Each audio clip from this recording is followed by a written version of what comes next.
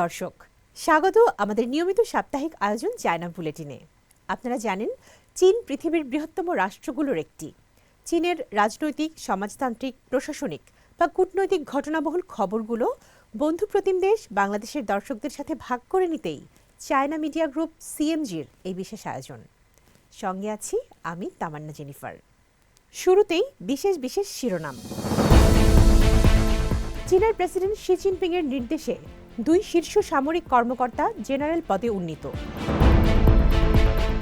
15তম পঞ্চবার্ষিক পরিকল্পনার খসড়া রূপরেখায় আরও জোর দেওয়ার আহ্বান চীনের প্রধানমন্ত্রীর।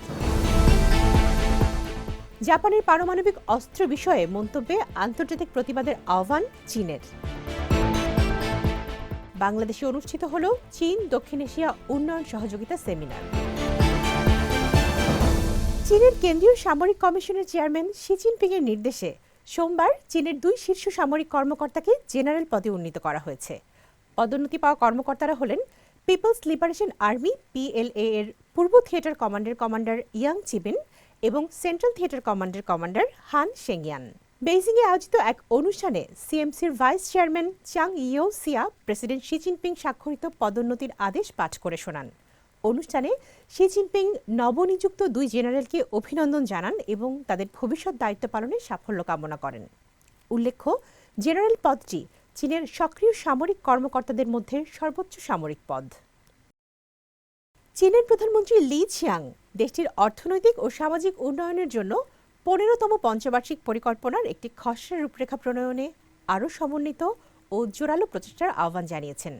সোমবার রাজ্য পরিষদের নেতৃত্বদানকারী দলের বৈঠকে সভাপতির ভাষণে এ আহ্বান জানান তিনি। চীনের কমিউনিস্ট পার্টি CPCর কেন্দ্রীয় কমিটির রাজনৈতিক ব্যুরোর স্থায়ী কমিটির সদস্য লি বলেন, খসড়া রূপরেখা প্রণয়নের জন্য একটি দৃঢ় ভিত্তি ইতোমধ্যে তৈরি হয়েছে।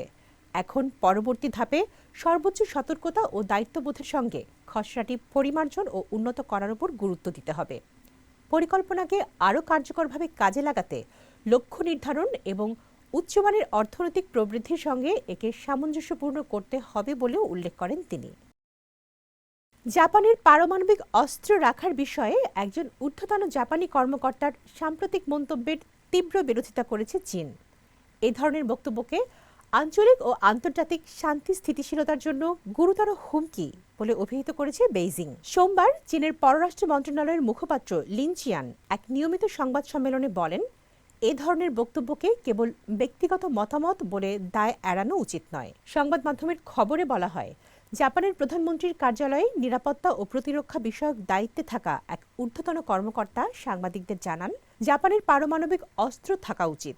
পরবর্তীতে জাপানের প্রতিরক্ষা মন্ত্রী বলেন, ভবিষ্যতে দেশটির পারমাণবিক বিরোধী নীতি পর্যালোচনার সম্ভাবনা উন্মুক্ত রাখা হয়েছে। এই বিষয়ে আন্তর্জাতিক সম্প্রদায়ের উচ্চ সতর্কতা অবলম্বন এবং দৃঢ়ভাবে এর বিরুদ্ধে থাকা উচিত বলেও উল্লেখ করেন মুখপাত্র। চীন দক্ষিণ এশিয়া সহযোগিতা এ অঞ্চলের অর্থনৈতিক ও সামাজিক উন্নয়নে ইতিবাচক ভূমিকা রাখছে। পাশাপাশি এই সহযোগিতা ভবিষ্যৎ উন্নয়ন, বাণিজ্য, অবকাঠামো নির্মাণ, সংস্কৃতি বিনিময় ও মানুষে সহযোগিতা বৃদ্ধির এক বৃহৎ কাঠামোয় পরিণত হবে বলে মন্তব্য করেছেন সাংহাই ইনস্টিটিউটস অব ইন্টারন্যাশনাল স্টাডিজের প্রেসিডেন্ট অধ্যাপক ছেংটং সিয়াও। সোমবার সকালে বাংলাদেশের রাজধানী ঢাকার গলফ ক্লাবে অনুষ্ঠিত চীন দক্ষিণ এশিয়া উন্নয়ন সহযোগিতা বিষয়ক সেমিনারে এ মন্তব্য করেন তিনি। একটি সহযোগিতামূলক ভবিষ্যৎ গঠন, দক্ষিণ এশিয়ার জনগণের জন্য আঞ্চলিক স্থিতিশীলতা এবং ভারত মহাসাগরের নিরাপত্তাকে টেকসই অর্থনৈতিক মুক্তিতে রূপান্তর করতে চীন দক্ষিণ এশিয়া সহযোগিতাকে কাজে লাগানো। এই প্রতিপাদ্যে আয়োজিত এই সেমিনারে সৌদি আরব ও নরওয়ের সাবেক অ্যাম্বাসেডর আহমেদ এফ ফুয়াদ বলেন, অনেক প্রতিকূলতা সত্ত্বেও চীন দক্ষিণ এশিয়ার দেশগুলোর সাথে দারিদ্র্য, প্রাকৃতিক দুর্যোগ, জলবায়ু পরিবর্তন মোকাবেলা সহ বিভিন্ন ক্ষেত্রে সফলতা এনেছে। দর্শক, এই ছিল আমাদের এবারের আয়োজনে। আবারও দেখা হবে চীনের সমসাময়িক খবর নিয়ে আগামী সপ্তাহে একই দিন একই সময়ে। অনুষ্ঠানটি সামাজিক যোগাযোগ মাধ্যমে দেখতে ভিজিট করুন www.facebook.com/cmg বাংলা এবং ইউটিউব চ্যানেল CMG বাংলা।